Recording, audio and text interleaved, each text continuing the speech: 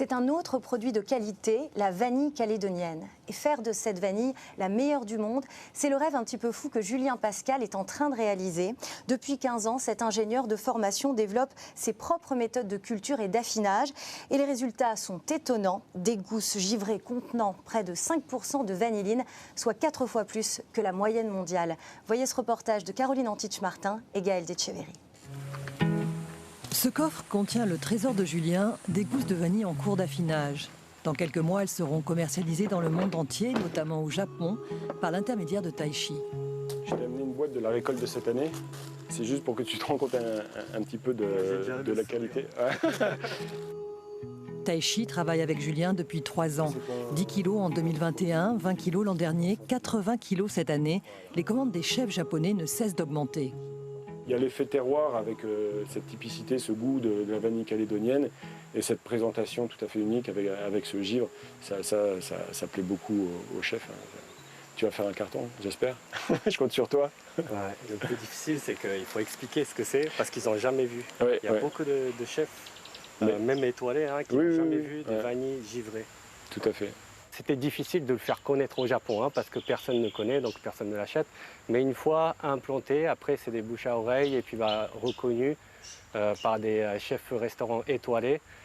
Donc après ça va vite. Maintenant tout le monde tire dans le stock de Julien, je vais acheter plus et tout. Donc mes concurrents ne sont pas les personnes qui sont au Japon qui vendent de la vanille, mais plutôt les personnes qui achètent les vanilles de Julien aux États-Unis, dans le monde entier.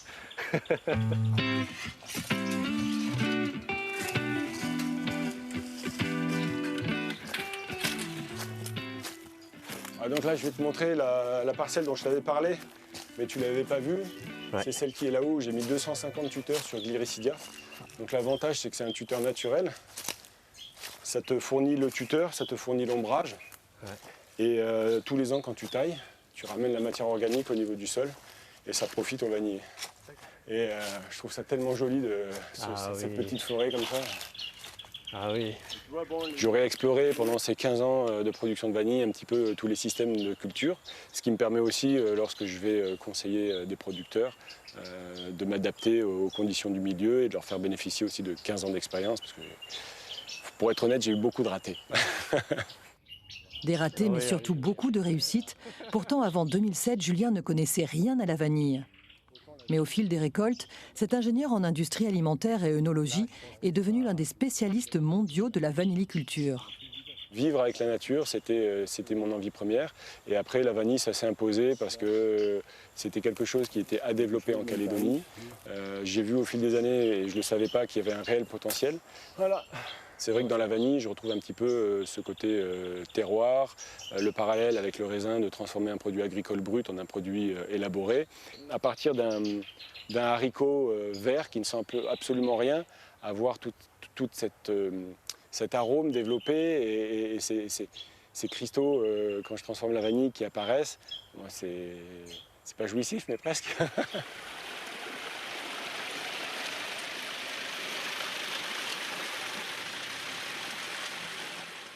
Fort de son expérience, Julien affine ses propres gousses, mais aussi celles de dizaines de producteurs des îles et de la Grande Terre.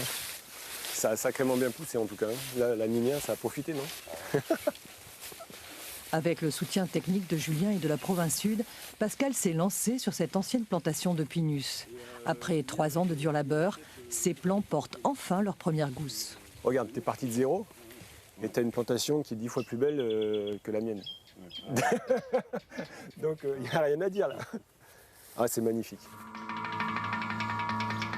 Il faut au moins 3 ans, voire 4 avant qu'on puisse marier. Voilà. Puis il faut encore presque 9-10 mois avant que les gousses soient mûres. Puis après, donc c'est pour ça que je travaille avec Julien, qui lui va me les racheter vertes pour après faire sa tambouille, les faire sécher et maturer. Il va lui falloir encore 1 an de plus à lui. Donc il faut être un peu passionné.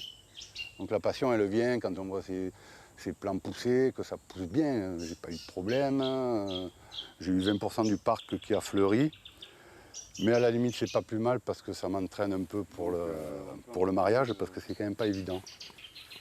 À ce rythme, Pascal produira bientôt 500 à 700 kilos de gousses vertes. Les plus belles atteignent 9 000 francs le kilo. Plus on a des grandes gousses, et plus ça plaît aux chefs qui aiment avoir des produits exceptionnels. Et plus les gousses sont longues et épaisses, plus il y a de graines dedans, et plus c'est facile pour moi ensuite de valoriser le produit et de révéler toute cette vanilline qu'il y a dans les gousses. Petit coco.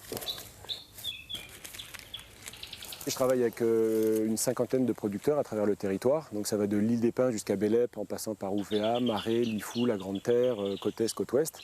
Et on est un petit noyau dur qui croît d'année en année. Le but étant d'augmenter cette production calédonienne, mais de l'augmenter tout en gardant un objectif de qualité qui fait cette spécificité de la vanille calédonienne avec un très fort taux de vanilline et un profil aromatique radicalement différent de ce qu'on peut trouver ailleurs dans le monde.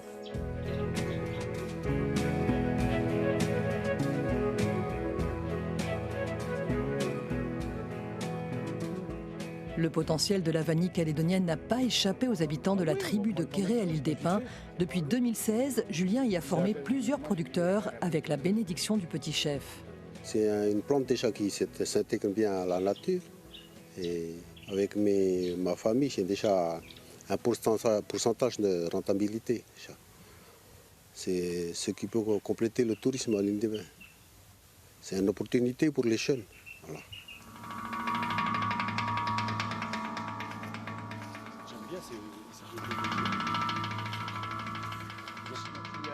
Francine et Achille Vama ont suivi les conseils de Julien et ne le regrettent pas. Leur vanilleraie est une pure merveille. On se croirait à Versailles. Des plants aussi gros, aussi vigoureux, j'en ai pas vu voilà, beaucoup. Ici, là, c'est quand tu es venu, nous. Voilà. C'est là qu'on a commencé à démarrer ici. Donc c'était quand, 2017? Voilà. Là, c'est vraiment une vanillerie d'exception. Il y a eu un travail colossal qui a été fourni de la part d'Achille. On voit le résultat, il y a tout ce qu'il faut, il y a l'ambiance lumineuse, il y a la nourriture, il y a eu les apports hydriques avec 2 années de Minia. Et voilà, moi je suis jaloux tout simplement parce que j'ai pas une plantation aussi belle. Donc après c'est une grande fierté pour moi de collaborer avec Achille parce que c'est pas toujours évident de trouver des gens qui sont motivés et qui fournissent une telle somme de travail. Après, tant mieux pour lui, parce que quand ça va produire, voilà, sa retraite, elle est là, quoi. Jean-Claude et sa famille se sont eux aussi convertis à la vanille avec bonheur. Chaque recoin de leur parcelle abrite des plants. Tuteurs, coco, compost, bouture, tout est à portée de main pour agrandir la plantation.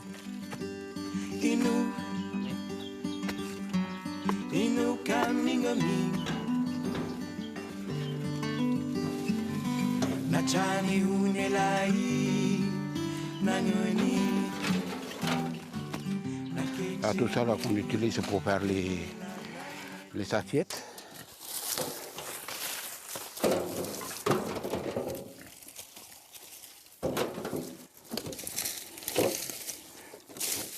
L'avantage du coco, c'est que c'est une matière qui dure longtemps par rapport à d'autres déchets végétaux qui se dégradent vite. Le coco, il va durer 5, 6, 7 ans.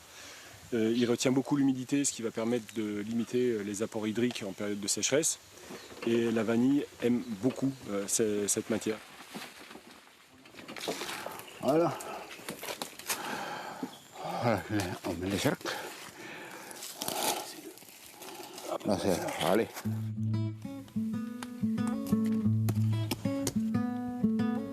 Just imagine we woke up in paradise. Don't need magic. Let my thoughts just carry us home, home tonight. Voilà. Future's C'est prêt pour planter. golden. Don't let go, don't give it up. Just keep holding, even when you've had enough. Voilà, hop, terminé au suivant. Et rendez-vous dans 3 ans pour la première floraison. Voilà. Là, j'ai la fierté d'avoir ces produits-là dans la main, c'est de l'or. Et voilà, pour moi, c'est un produit noble, quoi. Voilà, c'est ça qu'on cherche ici sur l'île des Pins. je suis un peu convaincu que la vanille, c'est une filière d'avenir. Et je sais pas, on peut exporter autre chose que du nickel. L'an dernier, les producteurs de Kéré ont récolté 400 kilos de vanille. C'est bien, mais très insuffisant pour répondre à la demande internationale. La demande à l'export est croissante et il n'y a pas besoin de faire de publicité, c'est la qualité du produit qui parle d'elle-même. Donc aujourd'hui, on a de plus en plus de demandes. Moi, ce que je cherche à faire, c'est à fédérer un maximum de producteurs avec moi pour développer cette filière pays. Et on voit très bien, donc, lorsque j'arrive à transformer cette vanille, cette qualité qui est quasiment inexistante dans le monde, elle est plébiscitée par les grands chefs, les pâtissiers. Donc voilà, c'est un appel aux producteurs, aux jeunes, aux moins jeunes qui souhaitent valoriser leur terroir, planter de la vanille, je serai à vos côtés pour vous accompagner. Bonjour Tom. Parmi les fans de cette vanille hors norme, Tom Cole, ce chef pâtissier est en charge des restaurants du Burj Al Arab, célèbre hôtel 7 étoiles situé à Dubaï. Pour l'anecdote, dans sa jeunesse, Tom a vécu 2 ans à l'île des Pins. Donc voilà, j'en profite pour te présenter des planteurs qui me sont particulièrement chers, avec qui je travaille depuis 2016. Jean-Claude Coitier, son épouse Calista et Glenn, avec la petite famille autour. On espère qu'on arrive à enchanter les assiettes de tes clients au Burj Al Arab. Pour moi, ça fait partie des top vanilles que j'ai pu avoir, avec la cristallisation, le goût, enfin... Même toutes les équipes, quand on reçoit les vanilles, c'est rare de recevoir une qualité comme ça. Il y a toute l'équipe qui vient et puis qui est admirative, qui regarde la gousse. J'attends que la Calédonie fasse du cacao, comme ça je pourrais être... Bon courage dans tout ce que tu fais et merci pour ton soutien. Et voilà, c'est bon. C'est top. Ouais, ça fait plaisir. Ah, c'est chouette, Calista. Merci. Ah oui. Merci beaucoup.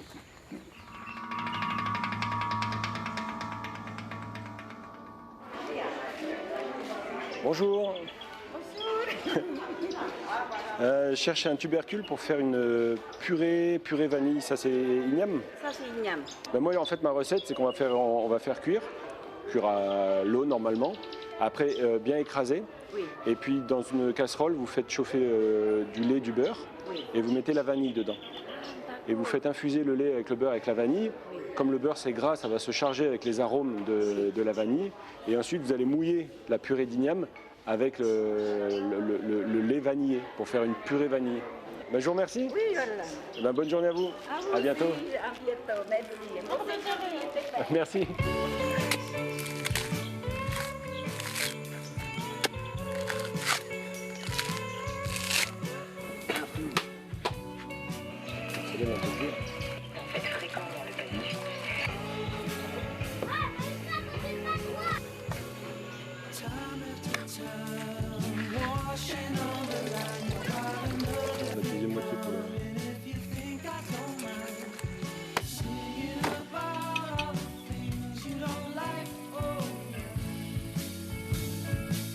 Je vous propose de venir partager cette écrasée d'igname avec ce poisson du lagon à la crème d'orchidée Vanilla planifolia.